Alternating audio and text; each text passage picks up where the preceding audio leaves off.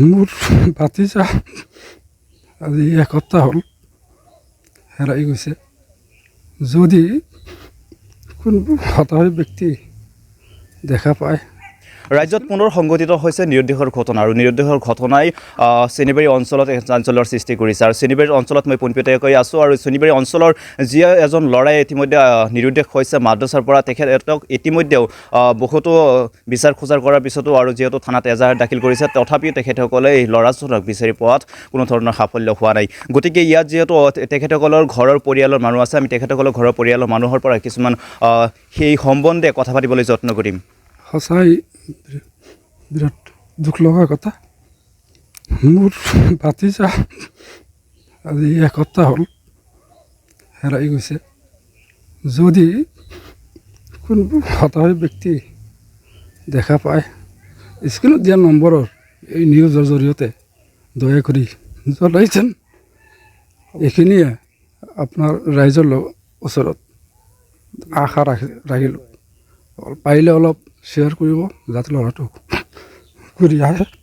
কিমান বছৰ হ'ব ল'ৰা দুজন? এনে দুজন ল'ৰাটো এজনৰ 14 বছৰ আৰু এজনৰ 15 বছৰ বয়স হৈছে। এইখন ঘৰত যিহেতু দেখা পাইছোঁ যে ঘৰত দুৱাৰত তলা লগোৱা আছে, এইখন ঘৰৰ পৰিয়াল গৈছে নেকি বা? এইখন ঘৰৰ পৰিয়াল এনে দৰিদ্ৰ পৰিয়ালটো, এওঁলোকে বাহিৰত কাম কৰে, কৰ্ণাটকত আছে। মাক দেউতাকে ঘৰত কোনো নাই, আছে খুৰাহঁতে আছে, বৰদেউতাহঁতে আছে। মাদ্ৰাছা কৰ্তৃপক্ষৰ পৰা কিবা ধৰণৰ ব্যৱস্থা গ্ৰহণ কৰিছে নেকি? আমি যোৱা 1 তাৰিখত গৈছিলোঁ। যোৱাৰ পিছত মাদ্ৰাছাৰ শিক্ষকসকলে আৰু মাদ্ৰাছাৰ পৰিচালনা সমিতিৰ সভাপতি সাধাৰণ সম্পাদক এওঁলোকে আমাক জনাইছে যে এওঁলোকেও বোলে বিচাৰিছে, পোৱা নাই। তাৰপিছত আমি সুধিছিলোঁ যে আপোনালোকে আৰক্ষী থানাত জনাইছে নে কথাষাৰ। এওঁলোকে কৈছে নাই, আমি জনোৱা নাই।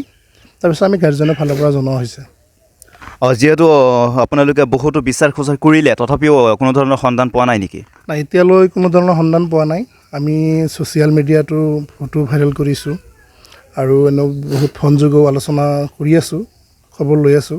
এতিয়ালৈ কোনো সংসূত্ৰ পোৱা নাই। কিমান দিনৰ ঘটনা এই ঘটনাটো? আজি যোৱা 28 তাৰিখৰ শুক্ৰবাৰ আছিলে। 1 বজাৰ পিছৰ পৰা নিৰুদ্দেশ হৈছে। এতিয়ালৈ কোনো ধৰণৰ সংসূত্ৰ নাই। আৰক্ষীৰ ফালৰ পৰা কিবা সহায় কৰিছে?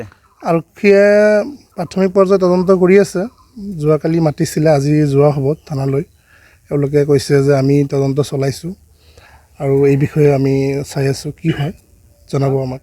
যিজন ল'ৰা নিৰুদ্দেশ হৈছে মোৰ সৰু ভাইটি হয়। মই অসমবাসী ৰাইজক বিনম্ৰভাৱে অনুৰোধ জনাওঁ, আপোনালোকে যদি অসমৰ যিকোনো প্ৰান্তত দেখা পায় আমাক স্ক্ৰীণত নম্বৰত যোগাযোগ কৰিব। আমি অসমৰ যিকোনো ঠাইত যোগাযোগ কৰি আছোঁ, আৰক্ষী চকীত দি আছোঁ, আজিলৈকে পোৱা নাই। তা আমি ৰাইজক বিনম্ৰভাৱে আকৌ পুনৰাই অনুৰোধ জনাওঁ, আপোনালোকে অসমৰ যিকোনো ঠাইত যিকোনো প্ৰান্তত যদি দেখা পায় যোগাযোগ কৰিব স্ক্ৰীণত দিয়া নম্বৰত। ঠিক আছে, ধন্যবাদ কৰিছোঁ। আৰু সমগ্ৰ ৰাইজ তথা অসমবাসীলৈ আমি বিনম্ৰ আহ্বান এটা জনাইছোঁ যে আপোনালোকে যদি ল'ৰা দুজনক ক'ৰবাত দেখা পায় দেন স্ক্ৰীণত দিয়া ফোন নম্বৰত যোগাযোগ কৰি তেখেতসকলক যাতে ল'ৰা দুজনক ঘৰত আহিবলৈ বা ঘৰত উভতাই দিবলৈ আপোনালোকে সহায় কৰে, তাৰেই আহ্বান জনাই আজি প্ৰতিবেদনটো ইমানতে সামৰণি মাৰিছোঁ। ধন্যবাদ।